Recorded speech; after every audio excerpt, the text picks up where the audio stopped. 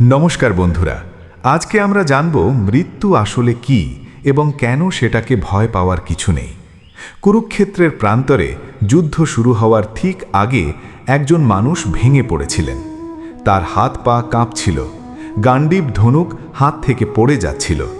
কারণ কি? সামনে দাঁড়িয়ে থাকা মানুষগুলো তার নিজের আত্মীয়, শিক্ষক, বন্ধু কিছুক্ষণ পরেই মারা যাবেন। অর্জুন ভয় পেয়েছিলেন মৃত্যুকে, আমরাও পাই। কিন্তু তখন কৃষ্ণ যা বললেন তা শুধু একটা যুদ্ধক্ষেত্রের উপদেশ ছিল না, সেটা ছিল মৃত্যু সম্পর্কে মানুষের জানা সবচেয়ে গভীর সত্য। আজ আমরা সেই কথাগুলোই জানব, সহজ ভাষায়, বাস্তব জীবনের সাথে মিলিয়ে।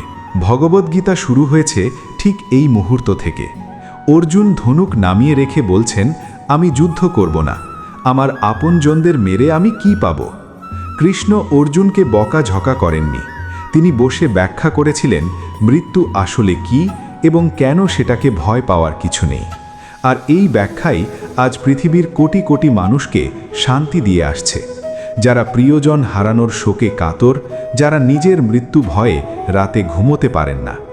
চলুন একে একে দেখি কৃষ্ণ কি বলেছিলেন। কৃষ্ণের প্রথম ও সবচেয়ে গুরুত্বপূর্ণ কথা, যাকে আমরা মানুষ বলি, সে আসলে দুটো জিনিসের যোগফল, একটা শরীর আর একটা আত্মা। শরীর জন্মায়, বাড়ে, বুড়ো হয়, একদিন শেষ হয়ে যায়, কিন্তু আত্মা এই নিয়মের বাইরে। কৃষ্ণ বলেছিলেন, আত্মাকে কোনো অস্ত্র কাটতে পারে না, আগুন পোড়াতে পারে না, জল ভেজাতে পারে না, বাতাস শুকাতে পারে না। কারণ আত্মার কোনো জন্ম নেই, কোনো মৃত্যু নেই, সে ছিল, আছে, থাকবে। তাহলে যখন কেউ মারা যায় তখন আসলে কি ঘটে? শরীরের কাজ শেষ হয়ে যায়, কিন্তু ভেতরের যে সত্তা, যাকে আমরা কারোর আসল পরিচয় বলি, সেটা হারিয়ে যায় না। এখানেই আসে কৃষ্ণের সবচেয়ে বিখ্যাত উপমাটা। তিনি বলেছিলেন, মানুষ যেমন পুরনো ছেঁড়া জামা খুলে ফেলে নতুন জামা পরে, ঠিক তেমনি আত্মাও পুরনো জীর্ণ শরীর ছেড়ে নতুন শরীরে প্রবেশ করে।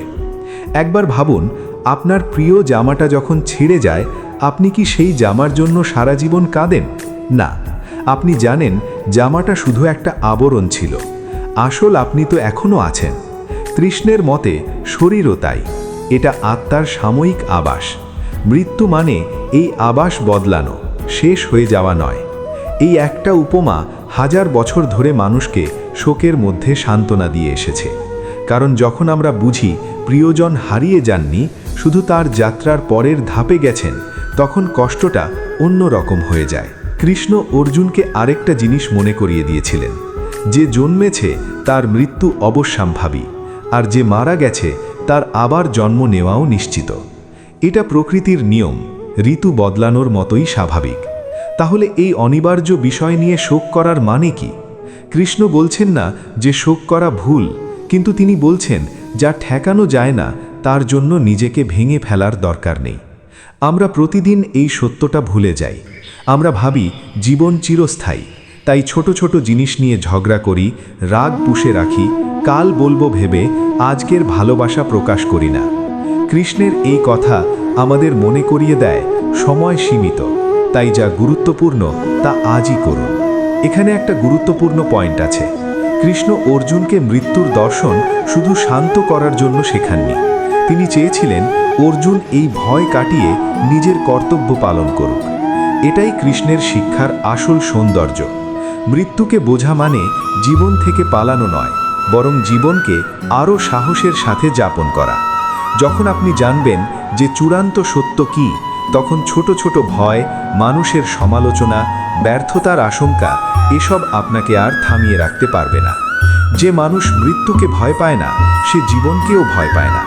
সে ঝুঁকি নিতে পারে, সত্যি কথা বলতে পারে, ভুল স্বীকার করতে পারে, কারণ সে জানে হারানোর মতো আসলে কিছুই নেই। এখন প্রশ্ন হলো, এই দর্শন আমরা রোজকার জীবনে কিভাবে কাজে লাগাবো? প্রথমত, প্রিয়জন হারানোর শোকে যখন আমরা ভেঙে পড়ি, তখন এই সত্যটা মনে রাখা যে তার যাত্রা শেষ হয়নি, শুধু রূপ বদলেছে। দ্বিতীয়ত, নিজের মৃত্যু ভয়ে যখন রাত জাগি, তখন ভাবা শরীর সাময়িক, কিন্তু ভেতরের সত্তা চিরন্তন। তৃতীয়ত, আজকের দিনটাকে গুরুত্ব দেওয়া, রাগ, অভিমান, অহংকার ধরে রাখার সময় নেই। যা বলার আজই বলুন, যাকে ভালোবাসেন তাকে আজই জানান। কৃষ্ণ অর্জুনকে যা শিখিয়েছিলেন তা আসলে ভয়কে জয় করার একটা পথ। মৃত্যু শেষ নয়, এটা এক অধ্যায়ের সমাপ্তি এবং আরেক অধ্যায়ের শুরু। শরীর নশ্বর, কিন্তু আত্মা অনশ্বর। এই সত্য জানার পর জীবন দেখার চোখটাই বদলে যায়। আমরা আর মৃত্যুকে শত্রু হিসেবে দেখি না, দেখি জীবনেরই একটা স্বাভাবিক অংশ। আর তখনই আমরা সাহস নিয়ে, ভালোবাসা নিয়ে, পূর্ণতা নিয়ে বাঁচতে শিখি। তাহলে আজ থেকে প্রশ্নটা এই হওয়া উচিত নয় যে মৃত্যু কবে আসবে, বরং প্রশ্নটা এই হওয়া উচিত যে আজকের দিনটা আমি কিভাবে অর্থবহ করে তুলব। আপনার কি মনে হয়, কৃষ্ণের এই শিক্ষা আপনার জীবনের কোনো কঠিন মুহূর্তে সাহায্য করেছে? কমেন্টে জানান।